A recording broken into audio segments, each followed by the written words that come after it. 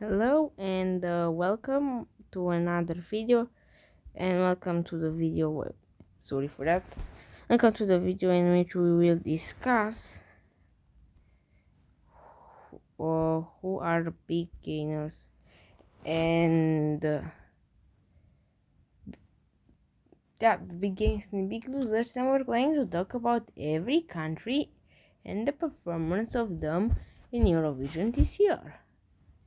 I'm going to have a video, I think, in a couple of days time, in 2-3 days time, or even tomorrow, talking about Eurovision 2023 against Eurovision 2024, and probably to have more research in some countries, streaks of notification, qualification, and top 10 finishes, and so on.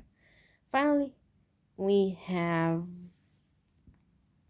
that what you've been waiting for, and here's a short review of what every country probably did wrong and did but then yeah, anyways, in Eurovision this year we start with Iceland, which was last in semi-final one, got points, no nil point, no point, sorry, no nil, null point. Yeah, I don't know French, and it wasn't the that didn't click compared to 2010, and but they got some points, and Iceland has to recover from this uh, last 2 years. I mean, it kind of deserved to go into the final last year.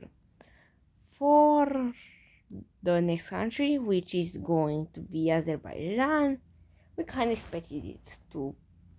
Some people hope that they would not be done me. They will qualify and they will not be left there sitting in the semi-final, but we kind of all know that this was going to happen. But surprisingly, and this is a good thing for Moldova. I mean, Moldova usually sends participants who already participated in last years, and of course they get good results. It didn't work out for them, but at least they didn't get that low score as people might have expected. And then of course we have Poland, who was a complete disaster compared to the music video and the expectations for it, especially when you have the stage director who did the Embers, whatever the song for K 2021 was called. And then Australia, who I don't think a didgeridoo kind of got attention because it's still my sixth favorite of the year and still deserve much more than that. And also in the semi-final non-qualifiers we have of course Malta, who got 13 points but somehow got lost in semi-final of the incredible staging that is pretty brilliant. I mean, not brilliant, point, brilliant, full stop. And yeah, we had Malta.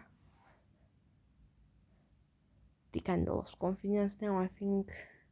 Denmark, a lot of people said they should have done better, and they probably should. San Marino, again, not null point, pretty good. And yeah. And then for Belgium, probably disappointment of the year. And yeah, and Czechia again. Czechia really close to qualifying, but Aiko really got iconic after her performance in December, which was pretty bad. I don't know how she won. And then, of course, we only have one more country left to discuss from the direct non-qualifiers, or simply the non-qualifiers, and that is a country hmm, who did a little bit good, but I don't think it did that good as it was supposed to be. They supposed to have done, and of course, I'm talking about of Albania. Yeah, probably people expected it to go better than they did, but yeah, the revamp didn't work. And then for countries who made it to the final, and before that, we'll talk about the Netherlands, who I prefer not to speak. Justice, justice, actually, because yeah. Anyways, Norway, bad, should have done better. Estonia, pretty decent. Cyprus and a few other countries in the midfield decently, but and I'm in a grand farm going to talk about really the best ones and the ones who stood out. Latvia brilliantly qualified. United Kingdom, third best results in the last 10 years. 0 points from the public though. Of course, we had the Norway and Austria, who deserve a lot more. Probably the glitch in the grand final didn't go that well for the still voting. And then we have the standouts.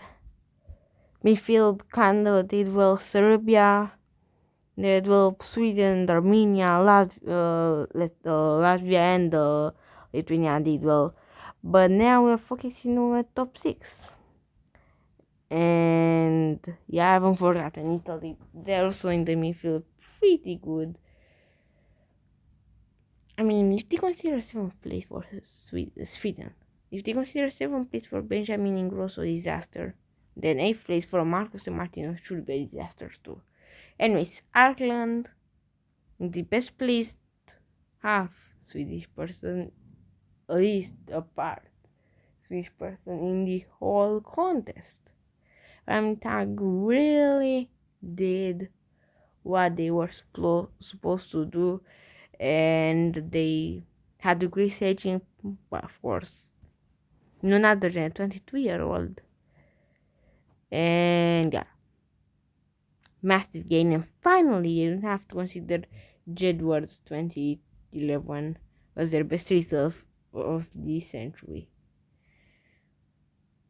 In case you're listening to this video in another century, this is 24th century. And of course, we did have fifth place. By a margin.